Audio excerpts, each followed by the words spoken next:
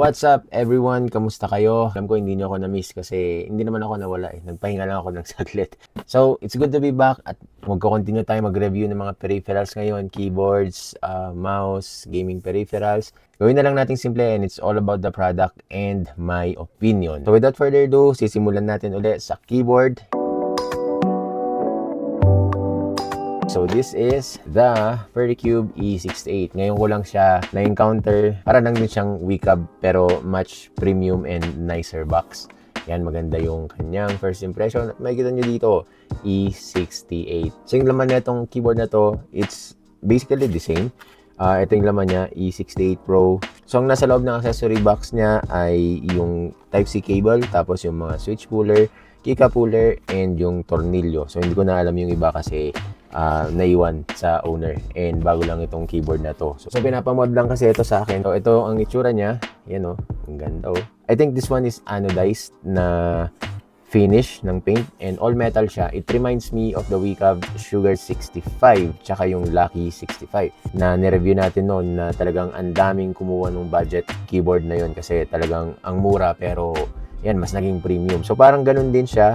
Pero yan, nakikita nyo yung design, medyo boxy na bulky. Yan so, makikita nyo yung glittery effect sa kanyang paint finish or texture. At wala kayong makikitang RGB LED sa labas niya. So dito sa may bandang top left, nandito yung lalagyanan ng USB receiver. And then may Mac and Windows. Tapos ito yung tri-mode. And then yung Type-C port niya. So I think yun lang yun. Okay, dito naman sa likod. And no engravings. Makikita lang natin may 4 na bilog na rubber stopper and yung kanyang Allen screw. Yan Kung bubuksan natin to, 6 lang naman to. And may nakita kong dent dito. Ito, grabe. So, ewan ko kung nangyari dito kung nabagsak or what. Pero meron siyang dent dito sa gilid niya. So, yan, medyo mahirap tong anuhin kasi bakal yan Siguro sa sa factory to nangyari kasi may issue dito. Hindi ito nabagsak. Kasi kung nabagsak to, pa-UP dapat, pa-loob dapat siya Pero dito sa labas, siguro yung casing niya lang may hindi perfect yung pagkagawa sa factory. Well, anyway, this is a 65% layout or parang 68 keys na rin. Then makikita nyo meron siyang knob dito. So volume ito. Yan, pag pinindot nyo, magiging mute siya. Mute and mute. And volume up, volume down. So bago ko sa inyo iparinig ang kanyang stock typing sound test, naka-polycarb siya na plate and then meron siyang mga cuts. So flex cut siya. Tapos ito gawa ng HMX na linear na parang clocky Clocky ang dating niya.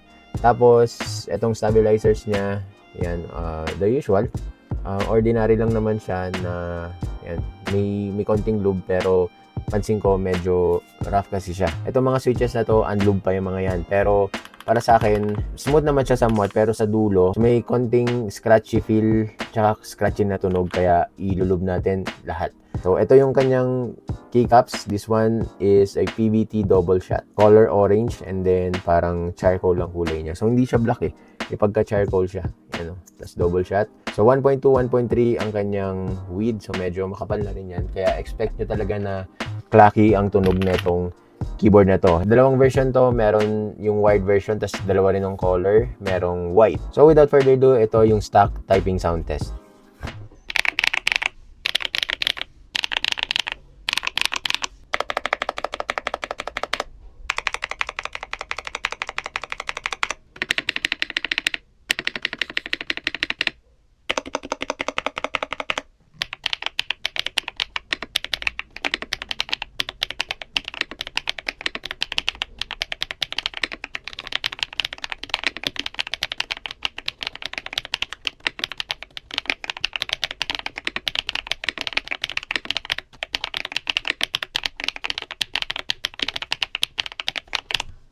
Okay, so ito tapos na natin siyang i-mod. Ang ginawa lang natin dito is basically nag-switch lubing tayo dahil hindi pa lube itong HMX na lemon grape switches. Kasi ang material nito, stem niya ay foam kaya ma-smooth. Yung top housing niya, PC and nylon yung kanyang bottom. So clock itong HMX na to And kung gusto nyo lang na malasan yung kanyang ingay, kailangan yung i-lube para mas maging tahimik siya tsaka mas masarap pindutin. Pero kung hanap nyo talaga is yung clacky na maingay, then okay na to kahit hindi nyo na i-lube. Goods naman na rin siya. So standard na specification ang linear switch na to. Maganda rin siya. Okay din siya pang type 45G ang kanyang bottom of force. So magaan din siya. And yeah, return spring niya medyo mahaba lang, 22 millimeters. So take note din guys na nag-tuning ako ng stubs nito. Nothing special yung kanyang stabilizers, ordinary lang. Kung makikita nyo yun sa loob, parang meron siyang palaman. Teflon tape yun. Nilagyan ko kasi malagkit siya eh. Dumidikit yung stem ng stabilizers doon sa kanyang switch pad, kaya parang may malagkit na feel. Kaya nilagyan ko na lang siya ng Teflon tape. So pwede nyong guntingin yun kung gusto nyo para direct na siya sa PCB. Medyo mas maingay yung tunog. And then, ayan, makikita nyo PC plate ito na diffused na polycarb plate, and ang maganda dito, maliit lang ang kanyang pagka-flex cut. Ayan, makikita nyo. May mga linya-linya na yan. Flex cut yan guys, pero maliliit lang siya. Yun yung nagustuhan ko din dito. And lastly, take note din na umaalog-alog ito pag ginaganyan nyo. Yung PCB niya, hindi masyadong nag-hold. Ito rin yung issue ng Sugar 65 na hindi nag-hold ang kanyang PCB kapag inaalog. Doon lang naman nagiging issue yun kapag inaalog. Okay lang naman kung naka-steady lang siyang ganyan. Hindi nyo naman mararamdaman yun. Tsaka medyo mabigat din itong Furry Cube E68 na to, para siyang nasa 2 something kilos. In case na interested kayong makita ang kanyang RGB, so i-hold nyo lang yung function. Yan. So ganito ang sample ng kanyang RGB. So marami siyang effects, north facing. Yan, nakikita nyo. So, kung may backlit kayo, yan, maganda yan. May ilawan yung mga characters pag naka-backlit kayo.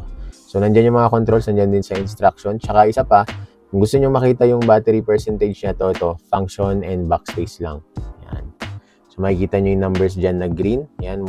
Hanggang, hanggang 0 yan. Ibig sabihin, 100% pa yon. Ito, naka 50% na. Basta nasa 5 or 6 yung green niya, and naka 50% pa. Pag nasa 1 and 2, nasa 20% or less na yun. So, kailangan nyo nang mag-charge. Pwede nyo i-repaint ang kanyang paint kasi sa totoo lang, hindi talaga ako nagagandahan sa kanyang paint finish. Nakakairita lang ako maselan ka kasi puro fingerprint, smudges ng skin pag ginahawakan, tsaka prone siya sa gasgas. Kaya yun yung isa sa hindi ko talaga nagustuhan sa Furry Cube. Pero, overall, decent naman siya sa kanyang presyo na 2,300 kapag wired.